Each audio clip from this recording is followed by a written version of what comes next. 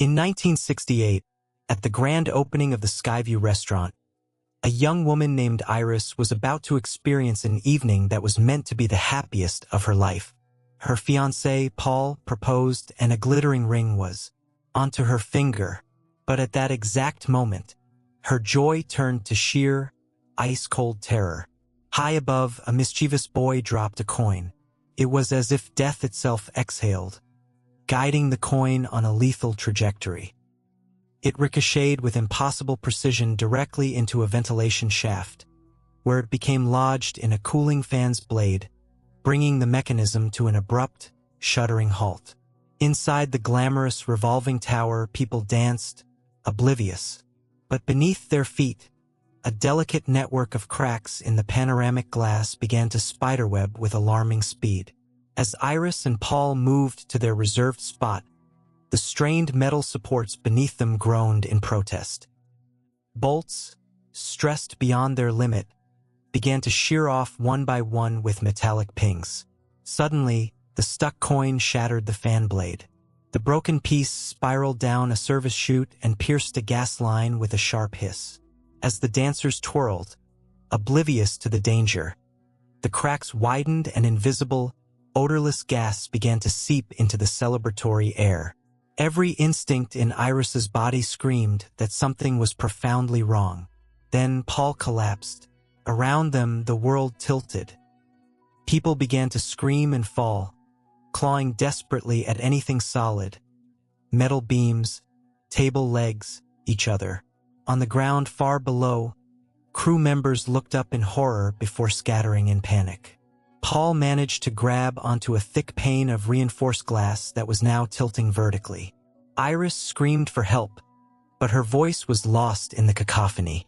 She stretched her arm out, fingers straining to reach his, but he lost his grip and vanished into the abyss below. Pure chaos erupted. A woman, her dress ablaze, stumbled blindly toward the source of the gas leak. The resulting explosion was cataclysmic, a fireball of unimaginable force consuming those who couldn't escape. Iris was miraculously thrown clear of the worst flames. Staff members screamed for immediate evacuation. The boy who had thrown the coin had already fled, getting a head start on the panicked crowd. Survivors stampeded toward a suspended walkway that served as an emergency exit, but death had anticipated this move. The walkway's supports failed, plummeting everyone on it to their doom. The boy, however, emerged unscathed from the chaos. The remaining few scrambled into an elevator, shoving and fighting for a spot. An old man brutally pushed Iris aside. She became trapped in the middle of the closing doors as too many bodies crammed inside. The overloaded elevator cable groaned, then snapped. The car plunged and crushed the old man who had taken her place. Iris, now alone, searched frantically for another way out. The stress triggered a sharp pain in her abdomen, her pregnancy making itself known. Then she felt it. The entire structure was sliding sideways. The ceiling above her cracked with a sound like thunder. Heeding a primal instinct, she scrambled upward, climbing onto a more stable beam. Others were not so lucky. The floor split into two jagged halves, creating a steep, slick slope. People slid down helplessly, crashing through the glass panels below. One woman, dazed but alive, lifted her head, only to see a grand piano swaying precariously from a broken cable above. Death gave a final whimsical nudge. A single coin dropped onto the piano keys. The instrument fell, silencing her forever. By now, almost everyone from the initial group was gone. The boy who started it all stood amidst the wreckage with an arrogant smile of survival, until that same piano swung back and crushed him. Grief-stricken over Paul, Iris saw another boy in peril and, against all instinct, risked her life to pull him to relative safety. At the last second, she clung to a jagged piece of metal. But it wasn't her grip that saved her. It was Paul's engagement ring, now snagged on a protruding steel rod. This fragile connection lasted only a moment before the metal bent, and Iris fell into the inferno below. Stephanie jolted awake in her college classroom, gasping. It wasn't just a nightmare. For 2 months straight, the same horrific vision had tormented her sleep. She confided in her roommate, describing the woman named Iris, her grandmother, a woman she had never met and didn't even know was alive. Her roommate suggested a trip home, hoping familiarity would break the cycle. Back home, Stephanie asked her father, Marty, about Iris. He frowned, then offered a sheepish, evasive smile, clearly hiding something. Her younger brother, Charlie, mentioned visiting their cousins, and Stephanie decided to join. Before they left, Marty urgently warned them not to mention Iris's name to the relatives. This only deepened Stephanie's suspicion. If the woman in the dream was Iris and something terrible happened to her, where did her own mother, Darlene, come from? At her Uncle Howard's house, Stephanie went straight to the point, asking about her mother. Howard was visibly shocked and changed the subject. But when Stephanie mentioned the Skyview restaurant from her dream, Howard and his wife, Brenda, exchanged a look of sheer dread. Pressed by Stephanie and her curious cousins, they finally relented. Iris hadn't died in the disaster. She had suffered a complete nervous breakdown. To Howard and Brenda, however, the woman they knew was as good as dead. Stephanie insisted on seeing Iris, hoping it would end the nightmares. Howard, frustrated, explained that after their father's death, Iris lost all reason. She became consumed by fear, locking her children inside, pulling them out of school, convinced they would die. Authorities eventually intervened and took her away. Later, when Howard and Brenda had their own children, Eric, Julia, and Bobby, Iris began sending terrifying letters filled with gruesome warnings and clippings about deaths. They finally moved and cut all ties. Stephanie begged to see the letters. After much pleading, Brenda secretly told her where they were hidden. The moment Stephanie saw the photos, her blood ran cold. The woman pictured was the exact woman from her dreams. The nightmares were real. Determined for answers, Stephanie drove to Iris's remote mountain refuge. Through an intercom, a wary Iris ordered her to leave. But upon hearing she was her granddaughter, Iris instructed her to empty her pockets before a heavy security door groaned open. Inside, the house was a fortress of paranoid engineering. Tripwires, pendulums, even spikes on the ceiling. Iris explained it was all necessary protection. As Stephanie navigated the maze, a fire extinguisher fell outside with a crash. Iris nervously ordered her to seal the door, warning that anything could be a trap. When they finally faced each other, Iris's stern demeanor softened into a warm, sad smile. She asked about Darlene. Stephanie explained they'd been estranged since she was 10. Then Stephanie described her nightmare. Iris's expression turned grave. "It wasn't a dream," she said. "I saw the future." She recounted that night at the Skyview. She had seen the premonition, the flying hat, the boy with the coin, the proposal. She had warned Paul, "The building is going to collapse. Everyone will die." He didn't understand, but she acted. She took the coin from the boy's hand, the key domino in death's design. She raced downstairs, grabbed a flaming fondue pot, and burst into the dining room, screaming for everyone to look at the cracks in the floor. That night, she saved countless lives. The restaurant was condemned, but the disaster was averted. However, death was cheated. Years later, it returned to claim every soul that was supposed to die that night, including Paul. Iris learned to see the patterns, the chains of coincidence that led to the end. She spent her life thwarting them, and now, death had finally caught up with her in the form of terminal cancer. As they spoke, death was already at work. A beam of sunlight, focused through a magnifying glass onto a metal tray, bounced to a rope holding a heavy object, which began to smolder. Iris, sensing the disturbance, spotted the trick and moved the glass just in time. "He thought you'd distract me," she muttered. She pleaded with Stephanie to stay and learn, insisting the outside world was a lethal chessboard. She hadn't left the house in 20 years. But Stephanie, frightened and skeptical, refused. She needed to return to her life. Iris warned her that death was now coming for their entire bloodline. Desperate, Iris shoved a heavy, handwritten journal into Stephanie's arms as she left. "This might protect you." At the threshold, Iris had one final vision. The wind, a compass, a triggering object. She knew if she stepped outside, she would die. But for her granddaughter, she took the risk. She threw the book to Stephanie and then, to prove her point, she took a deliberate step forward. A sudden gust of wind knocked over a compass. It struck the fire extinguisher, which shot forward like a rocket, its nozzle impaling Iris through the mouth. Stephanie watched in frozen horror. Now she believed.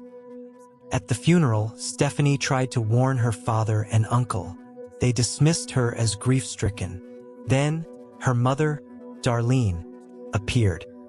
A tense, unexpected reunion that ended with Stephanie leaving in anger. At home, Stephanie pored over Iris's journal. Meanwhile, the rest of the family gathered at Howard's for a casual barbecue, laughing and completely unaware. Death had arrived. Bobby broke a glass. A tiny, lethal shard hid among the ice cubes. Eric placed his drink near the propane tank. The stage was set. As Howard gave a toast to living life to the fullest, they all raised their glasses. Julia took a sip and began to choke violently, but it was a false alarm, just swallowed wrong. Inside, Stephanie read a chapter titled, "The Barbecue." A sense of dread overwhelmed her. She dropped the book and rushed toward Howard's house, calling for Charlie. Outside, chaos was brewing. Eric lit the grill. A picture frame fell, a glass shard flew. The deadly ice cube was in someone's drink. Howard took a sip of his, felt nothing, and set it down. He then climbed onto an old trampoline where Charlie and Bobby were jumping. Its seams were fraying. Darlene spotted a shovel hidden beneath it and yanked it away, but in doing so, she knocked over a bottle that hid a machine control. Pipes shook, and the shovel began to slide from its new spot in the shed. Stephanie arrived just as Howard walked toward her. Bobby's leg caught in the trampoline netting. Julia turned, a shard falling from her glass. Howard stepped on it, crying out in pain. At that exact moment, the sliding shovel hit the ignition of a riding lawnmower. The machine roared to life and lurched forward, running directly over the fallen Howard. After another funeral, Stephanie deciphered a note in the journal. JB found a survivor. She pieced together the pattern. Death was following the original restaurant death list, targeting by bloodline. Iris and Paul's children were Howard and Darlene. Howard's kids were Eric, Julia, Bobby. Darlene's were Stephanie and Charlie. Spouses like Marty and Brenda were safe. Eric was next. No one believed her. They left her standing alone. At his auto shop, Eric's nose ring caught on a chain dangling from a rotating ceiling fan. The fan kept turning, slowly lifting him off his feet. He knocked over a lamp into a puddle of spilled methanol. Flames erupted. In a frantic struggle, he tore himself free, but the shop exploded. Miraculously, he survived by ripping off his burning leather jacket. Stephanie and Charlie found him, battered but alive. Yet he still refused to believe. To protect him, Stephanie began shadowing Eric, using Iris's methods to spot and disrupt lethal chains of events. A falling tree branch, a stray soccer ball. They bumped into Julia, who was jogging.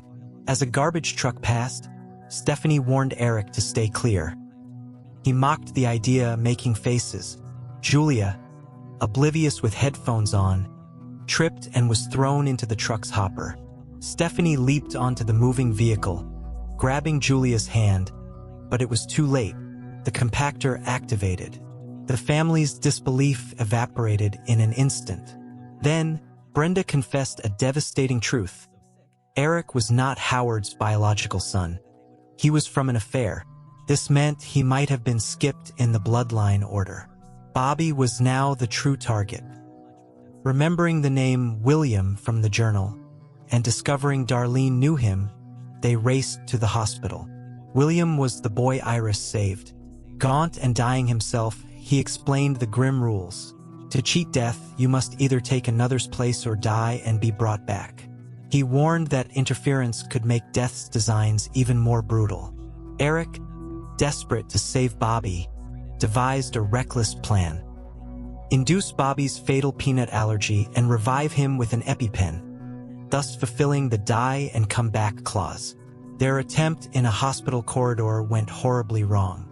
While trying to retrieve peanuts from a stuck vending machine, they accidentally triggered a powerful MRI magnet. Every metal object on Eric's body was violently ripped toward the machine, crushing him. Bobby, in anaphylactic shock, reached for the EpiPen in Eric's hand just as a loose spring from the shattered vending machine shot across the room and pierced his skull. Shattered, Stephanie, Darlene, and Charlie realized resistance was futile. They decided to follow Iris's final path and fled to her mountain cabin. Unnoticed, a coin fell from the journal. An old woman bent to pick it up. The cabin felt like a trap. In a final, desperate move, Stephanie slammed the car accelerator, aiming for the cabin to break the sequence. The car crashed. Stephanie was pinned by her seatbelt. Death's focus shifted to Darlene. If she could just reach the cabin door. But overhead, a severed power line sparked. As Darlene reached the threshold, the car exploded. Stephanie was thrown into a freezing pond. Charlie was pinned under wreckage. Darlene freed him, urging him to save his sister, before a falling utility pole killed her instantly. Charlie pulled Stephanie from the water and performed CPR. She revived, gasping. They clung to each other, thinking they had fulfilled William's rule. But their relief was short-lived when they saw Darlene's body. Only they remained. A week later, visiting Charlie's girlfriend, Stephanie pricked her finger on a rose thorn, a chilling echo of her dream. The girlfriend's father, a doctor, casually mentioned that Stephanie hadn't truly died at the pond. Her heart never stopped. The rule wasn't fulfilled. Then, Stephanie saw it all. The red car, the girlfriend's clothes mirroring Iris's, the coin rolling toward train tracks. A deafening roar grew as a train, derailed by the coin on the tracks, hurtled directly toward them. Stephanie tripped. Charlie yanked her back, but as the dust settled, the ominous feeling remained. They had escaped the moment, but the pattern was unbroken. Death's game was not over.